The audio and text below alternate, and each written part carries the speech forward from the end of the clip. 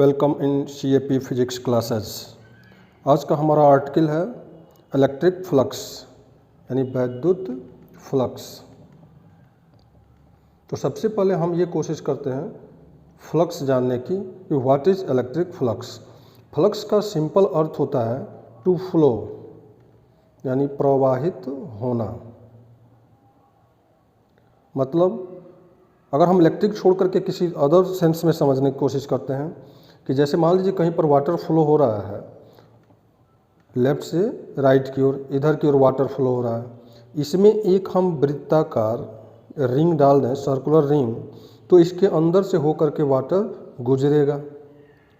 तो यह जो वाटर की मात्रा इसके अंदर से होकर के गुजर रही है, ये वाटर का फ्लक्स कहलाएगा। वाटर का फ्लक्स। यह जो वाटर का फ्लक्स है वह किन किन चीज़ों पर डिपेंड करेगा। तो अगर हम इसको कोशिश करें देखने की, तो अगर इस समय रिंग का पोजीशन अगर प्रवाहित होने वाले द्रव के वेग के दिशा के लंबवत अगर है, तो इस समय ज़्यादा अमाउंट ऑफ लिक्विड इससे होकर के गुजरेगा। लेकिन यही रिंग अगर हम थोड़ा सा तिरछा कर दें, सपोज करिए इधर की ओर लिक्विड फ्लो हो रहा है और इस तरह से कर दिया जाए, तो रिंग से होकर के गुजरने वाले लिक्विड की जो मात्रा होगी धीरे धीरे कम होने लगेगी।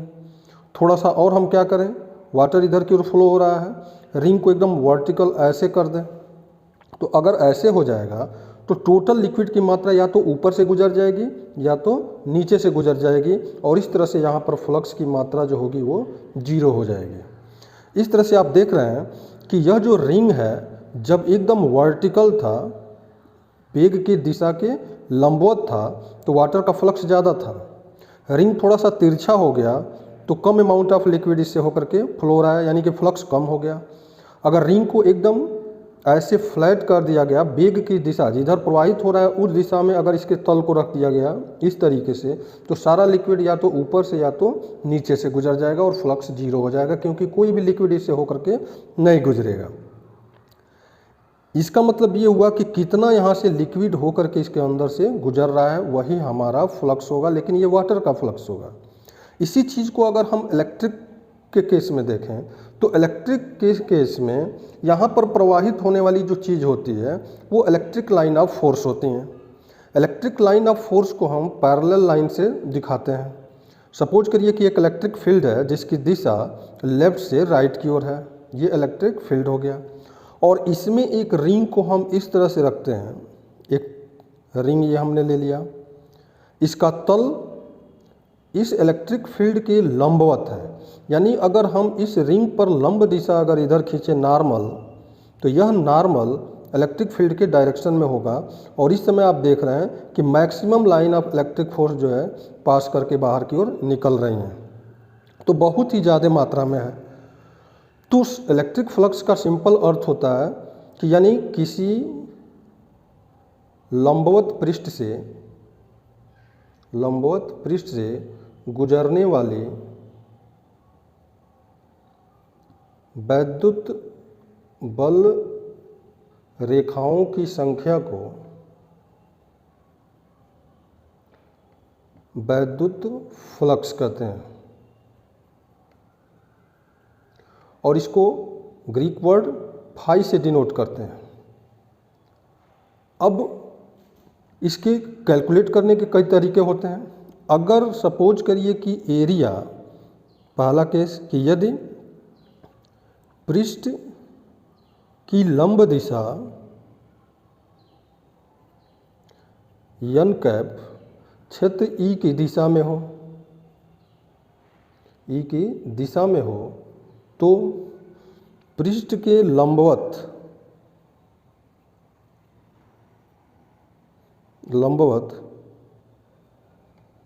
गुजरने वाला वैद्युत फ्लक्स जो होता है, वैद्युत फ्लक्स सीधे सीधे किसके, यानी पृष्ठ क्षेत्रफल कैपिटल A तथा वैद्युत क्षेत्र की तीव्रता यानी कैपिटल E के गुणनफल के बराबर होता है। यानी कि इस समय फाई की वैल्यू सीधे सीधे capital E into area, area को कैपिटल ए से भी डिनोट करते हैं या यस से, यानी फाई की वैल्यू ई इंटू ए के इक्वल हो जाएगा, या अगर एरिया को यस से डिनोट करते हैं तो ई इंटू यस के इक्वल हो जाएगा। तो ये हमारा इलेक्ट्रिक फ्लक्स है। लेकिन ये फार्मूला तब यूज करेंगे जब तल वैद्युत क्षेत्र की दिशा के लंबवत हो। लेकिन सपोज करिए कभी कभी ऐसा होता है कि पृष्ठ लंबवत न होकर के कुछ झुका होता है, यानी कि अगर electric line of force suppose करिए ऐसे है लेफ्ट से राइट की ओर, और आप क्या करते हैं पृष्ठ को तिरछा कर देते हैं, तो तिरछे पृष्ठ की जो लंब दिशा होगी, ये तिरछा है तो इसकी लंब दिशा अगर खींचें तो इधर की ओर एन कैप की दिशा हो जाएगी, पृष्ठ की लंब दिशा, और इलेक्ट्रिक फील्ड का डायरेक्शन ये हो जाएगा। तो अगर पृष्ठ को हम लंबवत से थोड़ा सा टिल्ट कर दें, थोड़ा झुका दें, तो ये भी जो एन है इलेक्ट्रिक फील्ड से थीटा कोण पर चला जाएगा। यानी पृष्ठ पहले इस डायरेक्शन में था, अब इस डायरेक्शन से पृष्ठ तिरछा हो गया, कितना कोण? थीटा कोण।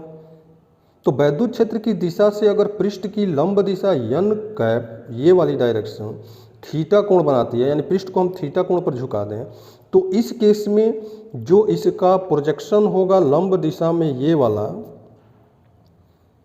तो इसका हम इस दिशा में जब घटक लेंगे तो ये अगर एरिया यस है तो इसका इस दिशा में जो घटक होगा यस कास थीटा हो जाएगा। तो इससे होकर के गुजरने वाला फ्लक्स उतना ही होगा जितना कि इस पृष्ठ से होकर के। इसलिए इस केस में इलेक्ट्रिक फ्लक्स वैद्युत फ्लक्स फाई जो होगा, वैद्युत क्षेत्र की तीव्रता और डेफिनेशन के अनुसार लंबवत पृष्ठ चाहिए, तो इस तिरछे पृष्ठ का प्रक्षेप हम इस डायरेक्शन में जब लेंगे तो यस कास थीटा मिलेगा, तो यहाँ पर यस कास थीटा से मल्टीप्लाई होगा, तो वैद्युत फ्लक्स के लिए फार्मूला मिलेगा phi equal E into S cos theta. ये कब है कि यदि पृष्ठ की लंब दिशा एन कैप ई की दिशा से थीटा कोण बनाए, तब जाकर के हम ये फार्मूला यूज करते हैं phi equal E S cos theta. अब बात आती है कि ये जो इलेक्ट्रिक फ्लक्स है उसको हम वेक्टर के फॉर्म में कैसे रिप्रेजेंट कर सकते हैं। तो इलेक्ट्रिक फ्लक्स का वेक्टर रिप्रेजेंटेशन कितना होगा, तो सपोज करिए कि यहाँ पर vector form of electric flux क्या होगा, तो ई क्या है, vector E, this is a vector quantity. ये आप जानते हैं कि ये वैद्युत क्षेत्र की तीव्रता एक वेक्टर क्वांटिटी सदिश राशि है। और जब हम एरिया को यस को जब हम उसकी दिशा एन कैप के साथ लेते हैं तो ये एरिया वेक्टर हो जाता है। एरिया वेक्टर क्या होता है, तो किसी भी पृष्ठ, अगर पृष्ठ का मापांक अगर यस के बराबर है, परिमाण सपोज करिए कि एक रिंग है और इसका क्षेत्रफल यस के बराबर है, तो इस पृष्ठ की लंब की ओर एक दिशा ले लीजिए एन कैप, एकांक सदिश एन कैप है, तो यस और एन कैप को जब हम मिला देते हैं तो ये आपका एक वेक्टर बन जाता है जिसको हम एरिया वेक्टर यस से डिनोट करते हैं। तो यस की वैल्यू हो जाएगी क्षेत्रफल का मापांक और उसकी लंब दिशा एन कैप का एकांक सदिश एन कैप, दोनों का मल्टीप्लिकेशन, तो ये जो है आपका एरिया वेक्टर कहलाता है। तो ई का मापांक, अब इलेक्ट्रिक फ्लक्स के लिए फार्मूला था, इलेक्ट्रिक फ्लक्स फाई से डिनोट करते हैं जिसके लिए फार्मूला मिला था ई एस कॉस थीटा। ई क्या है, इलेक्ट्रिक फील्ड, यस पृष्ठ क्षेत्रफल और थीटा दोनों के बीच का एंगल। अब आप जानते हैं कि अगर दो वेक्टर हो ए और बी, तो ए डॉट बी की वैल्यू होती है ए बी कॉस थीटा। तो ए बी कॉस थीटा अगर है तो ए डॉट बी लिख सकते हैं, और ए डॉट बी है तो ए बी कॉस थीटा लिख सकते हैं। तो सदिशों के अदिश गुणन यानी डॉट प्रोडक्ट के रूल से अगर हम इसको वेक्टर फॉर्म में लिखना चाहें तो वेक्टर ई में डॉट करा दें वेक्टर यस से, तो हमको इलेक्ट्रिक फ्लक्स मिल जाएगा। यानी फाई की वैल्यू हो जाएगी vector E dot vector yes. और यहाँ पर आप देख रहे हैं कि ये डॉट प्रोडक्ट है, और जब डॉट प्रोडक्ट होता है तो वह स्केलर क्वांटिटी अदिश राशि होती है। तो इसका मतलब हुआ कि इलेक्ट्रिक फ्लक्स फाई क्या है, ये एक स्केलर क्वांटिटी है, स्केलर क्वांटिटी है यानी अदिश राशि है। तो वैद्युत फ्लक्स जो होता है वो एक अदिश राशि होती है। तो 3 फार्मूले हमने आपको बताया। एक, अगर लंबवत पृष्ठ है तो उस केस में आपको क्या मिला था कि ई और एस का सीधे मल्टीप्लाई कर देते हैं। अगर थोड़ा सा पृष्ठ झुका हुआ है तो ई एस कॉस थीटा यूज करते हैं, ये वाला फार्मूला। और अगर वेक्टर फॉर्म में दिया है तो vector E dot vector S हम यूज करते हैं। अब बात आती है यूनिट ऑफ फ्लक्स क्या होता है। यूनिट ऑफ फ्लक्स, तो फाई के लिए फार्मूला मिला है ई इंटू एस। ई को न्यूटन पर कूलाम में मेजर करते हैं, ई को न्यूटन पर कूलाम, और यस क्या है, एरिया, तो मीटर स्क्वायर हो जाएगा। तो न्यूटन मीटर स्क्वायर प्रति कूलाम इसका यूनिट हो जाएगा। न्यूटन मीटर स्क्वायर प्रति कूलाम, ये इसका यूनिट हम यूज कर सकते हैं।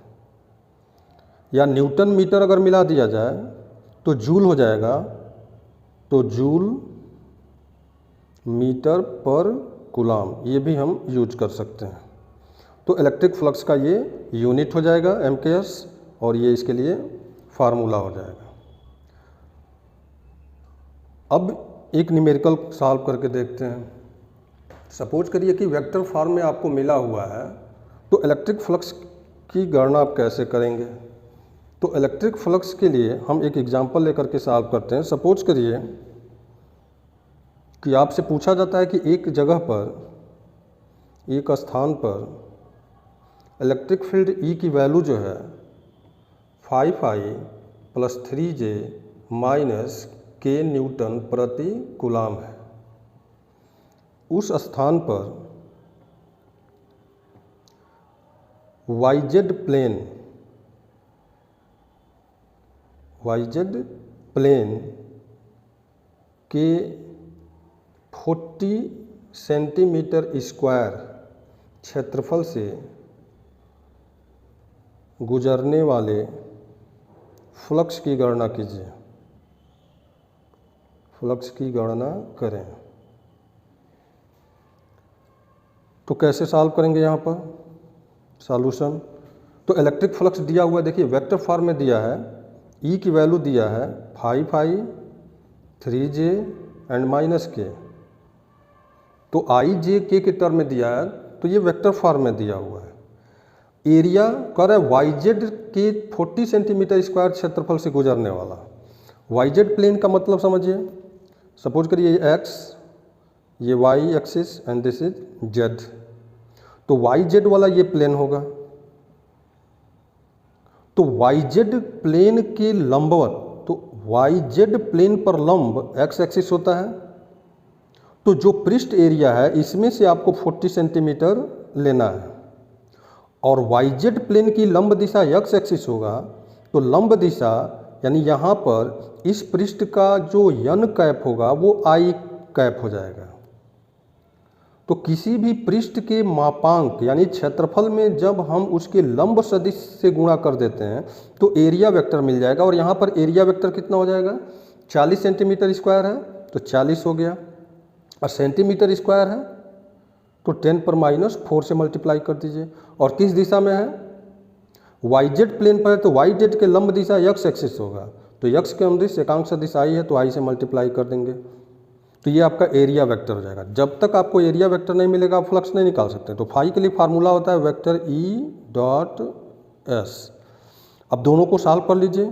तो E की वैल्यू है 5I 3J -K, डॉट है तो डॉट हो गया, और यश कितना है 40 इंटू 10 पर -4 I कैप।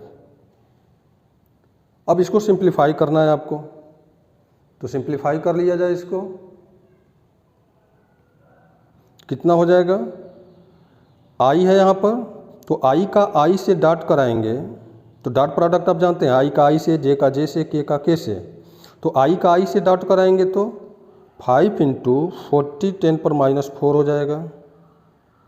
जे का यहाँ पर है लेकिन यहाँ नहीं है तो दूसरा घटक 0 हो जाएगा। के यहाँ है लेकिन यहाँ नहीं है तो 0 हो जाएगा। तो बच जाएगा 5 4 जा 20, यानी कि सिंप्लीफाई करते हैं अगर आप इसको तो 200 इंटू 10⁻⁴ हो जाएगा, यानी कि 2 इंटू 10⁻⁻2। और फ्लक्स है तो अभी बताया न्यूटन मीटर स्क्वायर पर कूलम इसका यूनिट हो जाएगा। तो इस तरह से अगर वेक्टर फॉर्म दिया होगा तो आपको डॉट प्रोडक्ट से सॉल्व करना होगा, सदिशों के अदिश गुणन से आपको सॉल्व करना होगा। दूसरा एग्जाम्पल देखते हैं।